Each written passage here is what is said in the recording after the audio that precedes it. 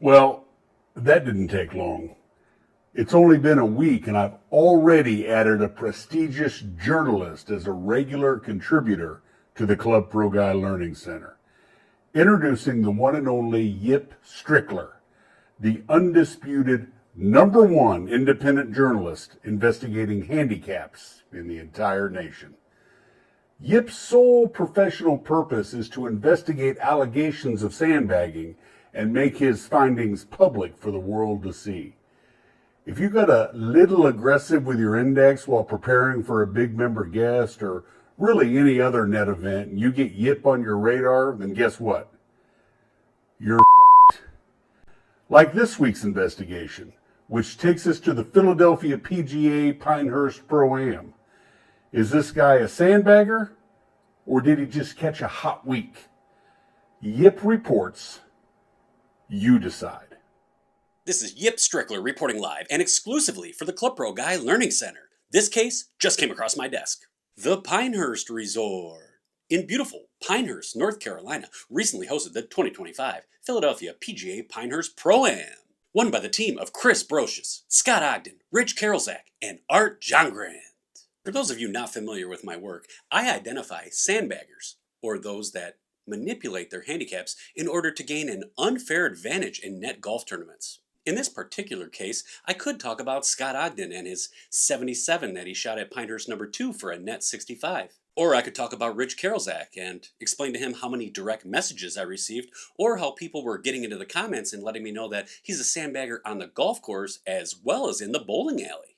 Rich and Scott's achievements at Pinehurst that week were nothing compared to Art Jongrand's. Day number 1 at Pinehurst number 10, Art shot a 79, the same exact score as the professional Chris Brocious. The only difference is that Art was getting 15 shots, making it a net 64. Art continued his hot play by shooting an 83 good for a net 69 on Pinehurst number 2 and finished his tournament by shooting an 80 good for a net 68 on Pinehurst number 4. As we zoom in closer to our potential sandbagging rat suspect, we see that he indeed is wearing a white belt, and we all know that in 2024, 88% of sandbaggers surveyed admitted to wearing a white belt 88% of the time. If you think I'm just making this stuff up, Exhibit A at the Southern Delaware Pro-Am. And thanks to DelawareToday.com, we see that Art Jongrand also likes to wear a white belt to fundraisers. What's that, Chip? Art Jongrand is highly known and well respected throughout the greater Philadelphia area's swingers community?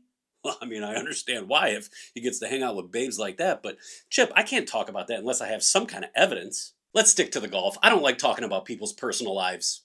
Art's 3 consecutive rounds, net 64, 69, and 68, were so unlikely that it almost makes me wonder if he was possibly manipulating his handicap to gain an unfair advantage leading up to the event. You know where we're going. We're going straight to the game! Arthur Jongrand, a 12.9 handicap index, and what is that exclamation mark? Oh, that's signifying that he was a hard cap. Not familiar with a hard cap? Well, basically that's when the soft cap has already been initiated and your handicap continues to go up, up, up. Eventually the hard cap sets in, which sets a max increase at 5 total strokes within a year. To put it into perspective, in order for me to achieve hard cap status, I would have to either lose a limb, miss every putt on purpose, or just start plugging in a bunch of bogus scores. Now, I'm not saying Art did any of this. I'm just saying that's what I would need to do to be able to achieve hard cap status. Art's 3 rounds at Pinehurst resulted in differentials of 6.2, 8.1, and 8.8.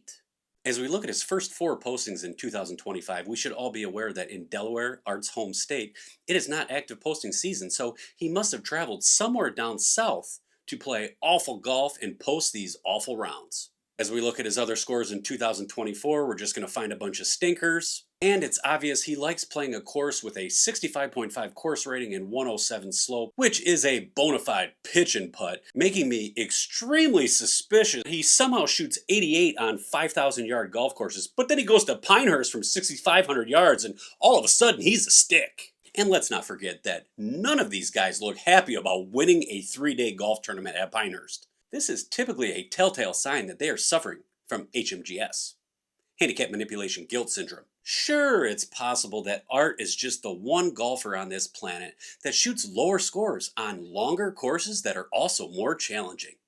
Or he's a sandbagging rat. Look, I don't really know. I'm just the biggest independent journalist investigating handicaps and tournaments at prestigious private golfing clubs.